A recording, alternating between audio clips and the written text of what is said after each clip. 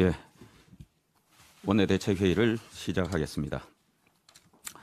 지난 5일 민주당은 사상 최초의 야당 단독 개원 국회를 강행하여 우리 헌정사에 오점을 남겼습석니다.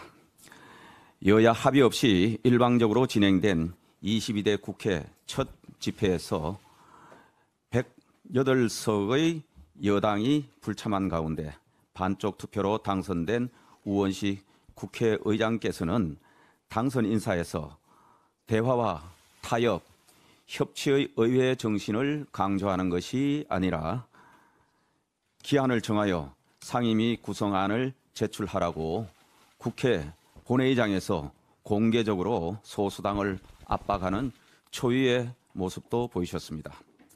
다른 분도 아닌 우원식 의장께서 22대 국회 본회의에서 처음 밝히신 일성이 민주당 주장의 대변이었다는 것이 참으로 유감스럽습니다.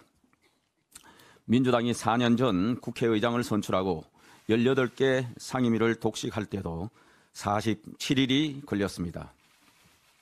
108석을 갖고 대폭주를 했던 그 4년 전조차도 최소한 국민의 눈치를 보느라 47일이나 협상에 공들이는 척이라도 하는 모습을 보여줬었습니다. 그런데 지금 171석의 민주당은 그런 눈치도 안 보겠다고 합니다.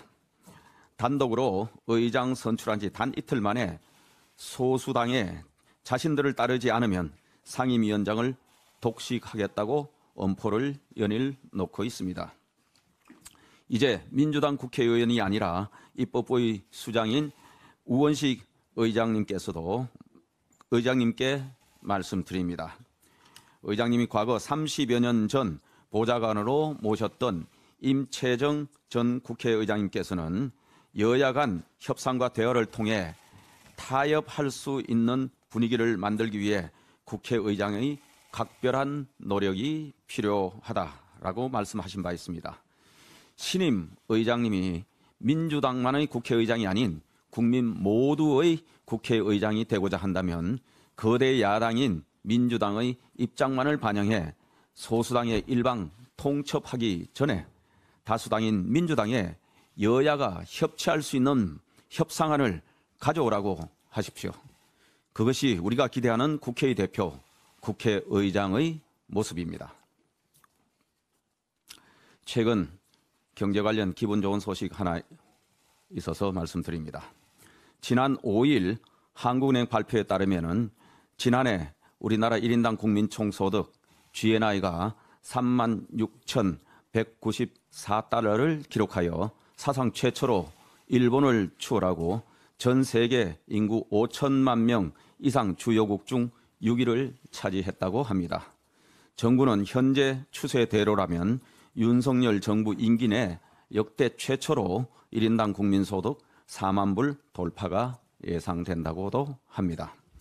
최근 수출은 8개월 연속 플러스 증가를 나타내고 무역 수지는 12개월 연속 흑자를 기록하고 있으며 이러한 개선에 힘입어 OECD 발표에 따르면 올해 성장률은 2.6%로 일본의 0.5%에 비해 약 5배 이상의 성장세가 예상됩니다. 민주당의 문재인 정권 내내 빚잔치로 약 16%포인트나 급증했던 가계부채 비율도 현 정부 들어서는 안정적으로 오히려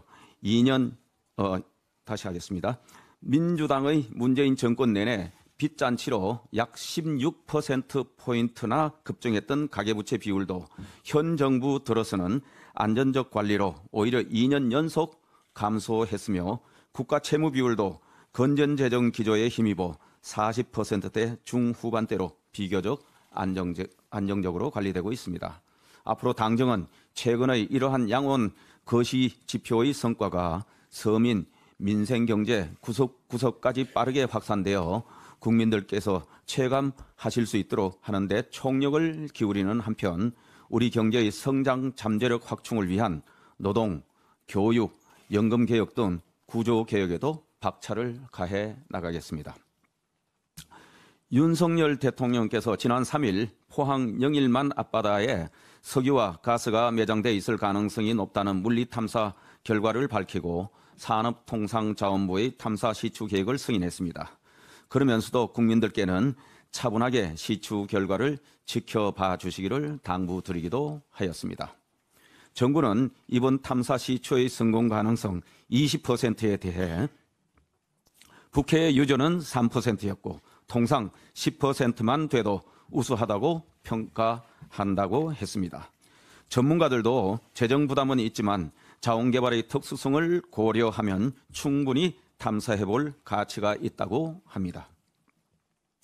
세계 10위의 에너지 소비국이면서도 자원 부족 국가, 에너지 빈국인 우리나라에서 탐사 시추에 성공하면 경제적 이익뿐만 아니라 에너지 안보 측면에서도 큰 힘을 얻을 것으로 기대됩니다.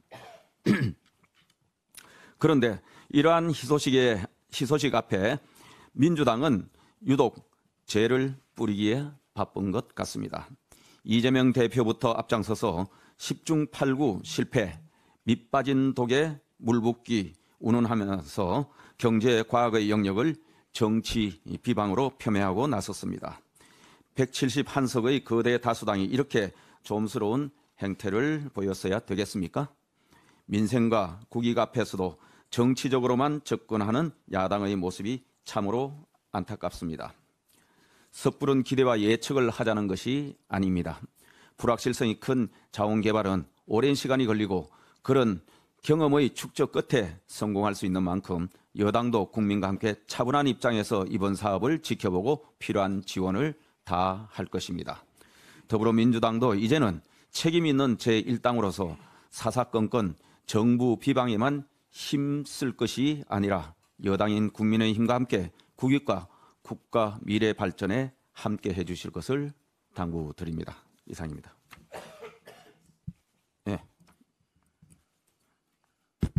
제가 아까 발언한 것 중에 의석수를 잘못 이야기한 것 같아서 원구성 협상과 관련한 부분을 셋째 패러그래프를 한 번 더 읽도록 하겠습니다. 민주당이 4년 전 국회의장을 선출하고 18개 상임위를 독식할 때도 47일이나 걸렸습니다. 180석을 갖고 대폭주를 했던 그 4년 전조차도 최소한 국민의 눈치를 보느라 47일이나 협상에 공들이는 척이라도 하는 모습을 보여줬습니다.